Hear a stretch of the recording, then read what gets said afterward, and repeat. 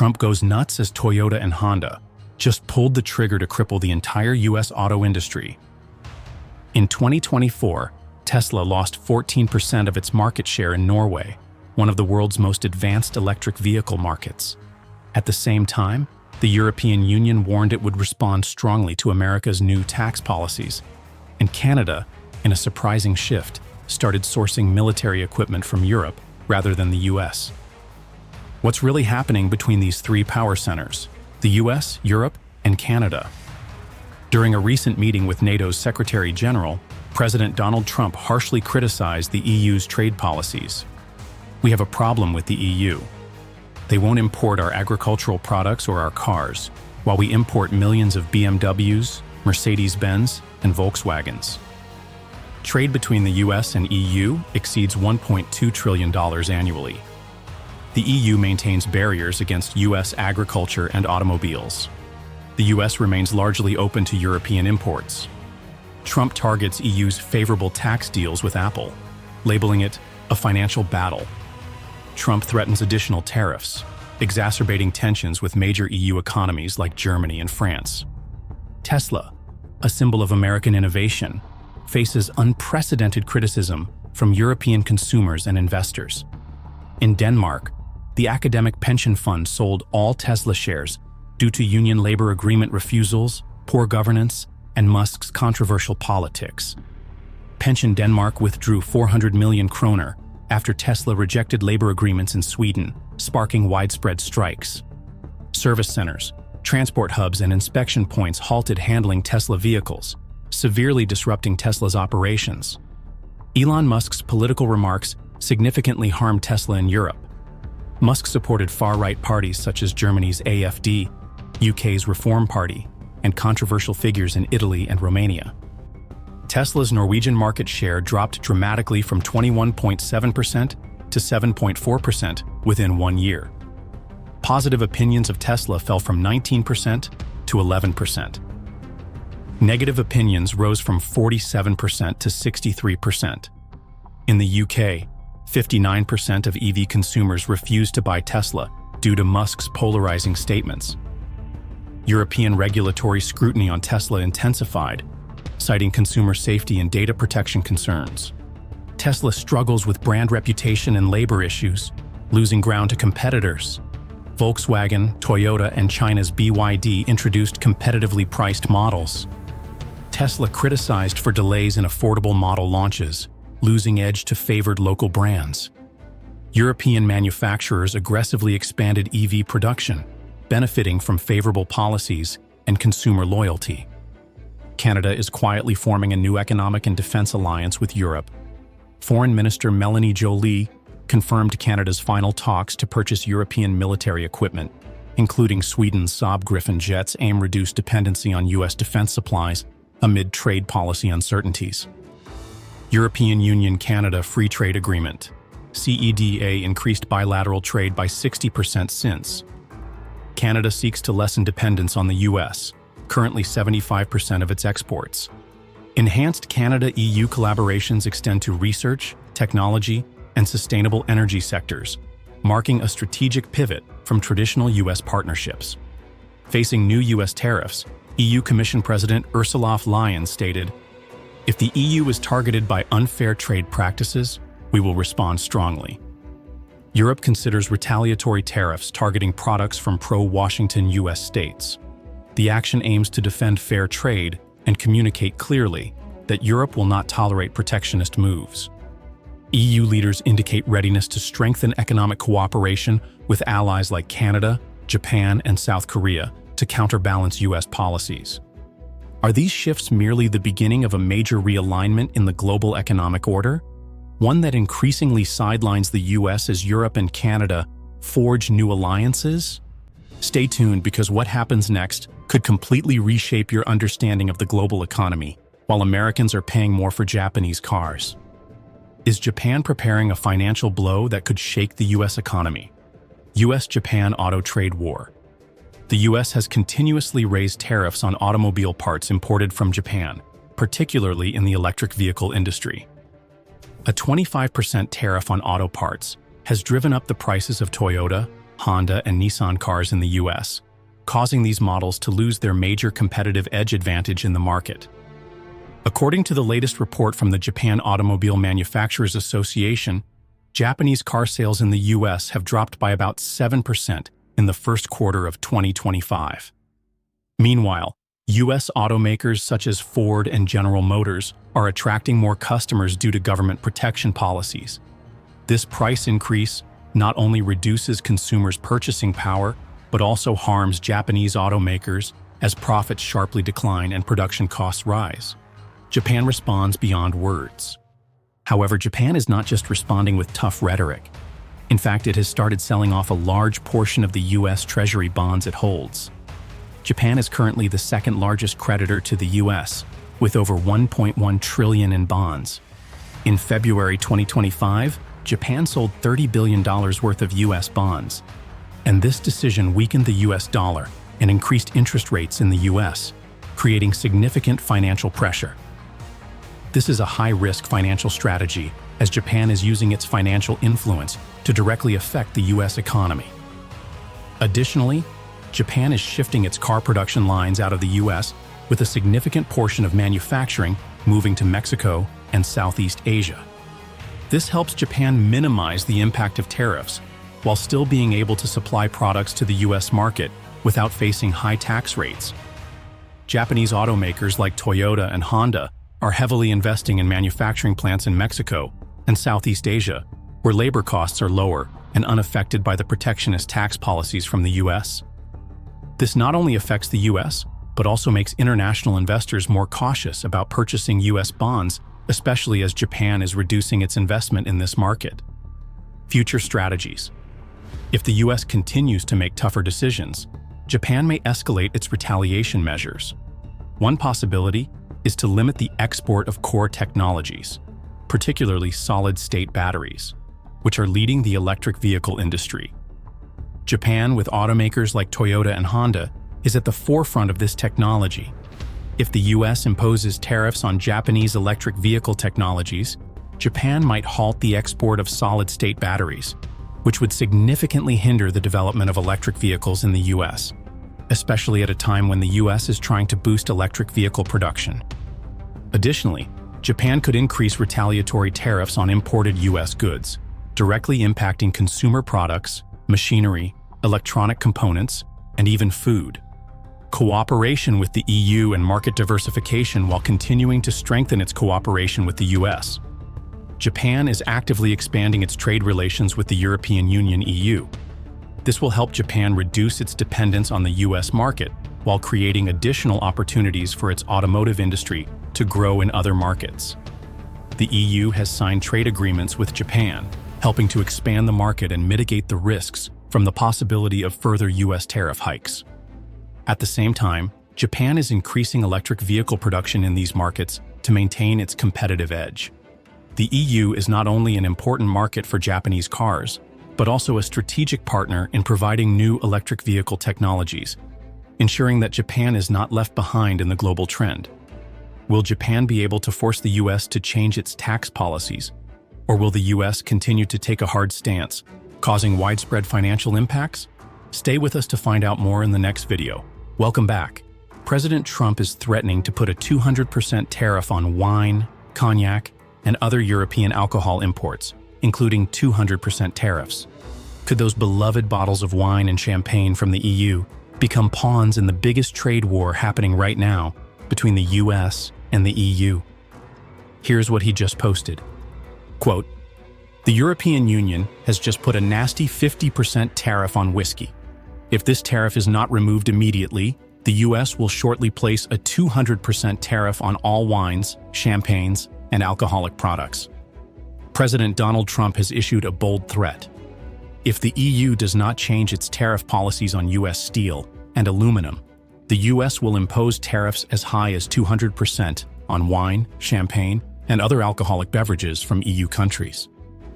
This is not a hasty decision, but a strategy aimed at pressuring the EU to change the unfair tax policies the US claims they have in place. In reality, this is a hard blow to the EU's wine industry. In 2023, The EU exported about 13.1 billion USD worth of alcoholic beverages to the US, with French wine being the flagship product in that trade. A 200% tariff could cause the price of French and Italian wines to soar, leading to a decline in market share for EU wines in the US. This could severely impact major wine producers in Europe, as American consumers will face double the price for their favorite wines. The wine industry is unlikely to sit idly by. This tariff increase will certainly hit the wine industries in countries like France, Italy, and Spain hard. But this is not just a loss for Europe. If tariffs on EU wine rise, US consumers may turn to other options, including domestic wines, shrinking the market share of EU wine producers in the US. One day to the other, we will have to stop to send our wines to the United States. There is no way we can sell wines in the United States. We can reach this market if we are suffering a 200% tariff. After Trump's threat to impose 200% tariffs, the European Union responded firmly. Senior officials from the EU declared that Europe would not give up its wine industry and would protect these products against any threats from the US. The EU asserted that it would not concede in this confrontation and was ready to defend its national interests. The European Union strongly criticized President Trump's trade policies, arguing that the 200% tariff on wine and champagne would not only hurt the industry, but also damage the trade relationship between the US and the EU. French wine producers, especially premium brands like Champagne, will face great difficulties as high tariffs push up the cost of their products. France has spoken out to protect the interests of its wine industry and is ready to face any retaliatory measures from the US. However, this confrontation creates opportunities for US wine producers. If the EU does indeed impose 200% tariffs on imported wine, US winemakers could expand into the EU market, especially if the US reduces tariffs on domestic wine. This could be a huge boost for the US wine industry, allowing them to build and expand their market in countries that are already familiar with European wine brands. If the EU continues to maintain its tariff rates and refuses to yield, the wine industry in these countries will certainly face a significant decline in revenue in the US. At the same time, US wine producers will have the opportunity to expand their market share in EU countries if they reduce tariffs on domestic wine products, especially California or Texas wine brands. The trade war between the US and the EU is entering a phase of unprecedented tension. How will the EU respond? And can the US seize this opportunity to expand its wine market in Europe? Don't look away, because the next developments in this tariff war will surprise you. The US imports over $4 billion, 3 million barrels of oil from Canada every day, 60% of all US oil imports. If Canada follows through on its threat to cut exports, gas prices could skyrocket, refineries could shut down, and the US could face an unprecedented energy crisis. For decades, the US and Canada have been deeply connected in energy trade. Over 90% of Canada's oil exports flow directly to the US, traveling through massive pipeline networks and shipping routes. And here's why it matters. US refineries, especially in the Midwest, are built to process Canadian heavy crude, not the lighter oils from other countries. This trade benefits both sides. Canada gets a stable market, while the US gets a reliable oil supply without relying on unstable regions like the Middle East. But now tensions are boiling over, and Canada is rethinking its commitment to supplying America with oil. Recently, trade disputes between the US and Canada have heated up. Canadian officials have suggested that if Washington doesn't change its tariffs and trade policies, they might cut oil exports.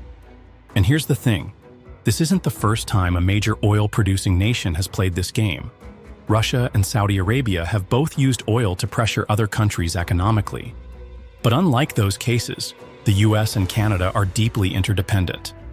Cutting oil supplies would create massive consequences on both sides. If Canada follows through on its threat, the US would have a serious problem. Over 50% of US oil imports come from Canada. US refineries aren't designed to process oil from other regions. Switching would be expensive and time-consuming. Finding alternative oil sources would cost more and take years to implement. The result? a spike in gas prices, economic disruptions, and a potential supply chain crisis. If Canada actually follows through, the impact would be instant and severe. Gas prices would skyrocket. The US relies on Canadian crude to keep gasoline prices stable. With a sudden drop in supply, prices at the pump could surge overnight. US refineries would be stuck. Since most refineries are built for Canadian heavy crude, they can't simply switch to Middle Eastern or South American oil without costly adjustments. Higher import costs. Buying oil from more distant suppliers means higher transportation and insurance costs, adding even more pressure to prices. Supply chain shock. Industries that depend on oil, transportation, agriculture, manufacturing would all see rising costs impacting consumers nationwide. And here's the big problem. There is no quick fix. If Canada shuts off its oil supply, the US would have limited options. Ramp up domestic oil production. The US could increase oil drilling and fracking. But this takes time, and regulatory hurdles could slow things down. Turn to the Middle East. The US could increase imports from Saudi Arabia or Iraq. But that comes with risks. Geopolitical instability and higher costs. Invest in alternative energy. While renewables are growing, they can't replace oil overnight. The US still needs crude oil for transportation, manufacturing, and even electricity production in some areas. No matter what, the transition would be painful, and Americans would feel it at the gas pump and in their wallets. While the threat is real, Canada would also suffer. Over 90% of its oil exports go to the US. Cutting that off would cause massive financial losses. Shipping oil elsewhere isn't easy. Canada doesn't yet have the infrastructure to export large amounts to Europe or Asia. Oil market instability.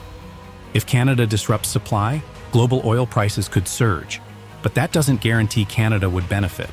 However, if tensions keep escalating, Canada could take partial measures like limiting exports to put pressure on the US, prioritizing new trade partners in Europe or Asia. Increasing tariffs on US energy imports to counterbalance trade disputes. If this crisis isn't resolved, the long-term effects could reshape the energy market. The US could shift toward full energy independence, meaning more oil production, but also higher costs and environmental concerns. Canada could invest in new export routes, making it less reliant on the US and increasing ties with China, India, and Europe. Global oil prices could remain volatile, affecting economies worldwide. At the end of the day, one thing is clear. Neither the United States nor Canada can afford a full-scale oil trade war. Trump doubles tariffs on Canadian steel and aluminum, and even suggests making Canada the 51st state. Canada's response will shock you. 1. US tariff hikes. A power move or a big mistake. Trump's 50% tariff on Canadian steel and aluminum is meant to protect American industries. But here's the truth. A report from the US National Economic Council shows that this move has already pushed domestic production costs up by 10 to 15%, making American businesses less competitive worldwide. And it gets worse. US automakers, machinery manufacturers, and construction companies rely on Canadian metals. And now they're facing a supply chain crisis. The American construction industry warns that material costs could skyrocket by 20%, leading to higher housing prices and stalled infrastructure projects. So, here's the big question. Did Trump just make a massive mistake? Keep watching. Canada's payback is about to shake things up. 2. Canada strikes back. Power cuts and a direct hit to Elon Musk. Canada isn't holding back. Ontario Premier Doug Ford is now threatening to cut electricity exports to the US, a move that could spike energy prices by 15 to 20% in states like New York, Vermont, and Minnesota, which rely heavily on Canadian power. We need to sit down, work together, and land a fair deal. A deal that gives businesses the confidence to invest. A deal that gives workers the security they need and deserve. Until then, Ontario will keep up the fight. We will apply maximum pressure to maximize our leverage. That's why today we're moving forward with a 25% surcharge on electricity exports for the 5 million American homes and businesses that Ontario powers homes and businesses in Minnesota, Michigan, and New York. But here's where it really hurts. Canada is considering terminating its contract with Elon Musk's Starlink, a major setback for the billionaire's satellite internet expansion.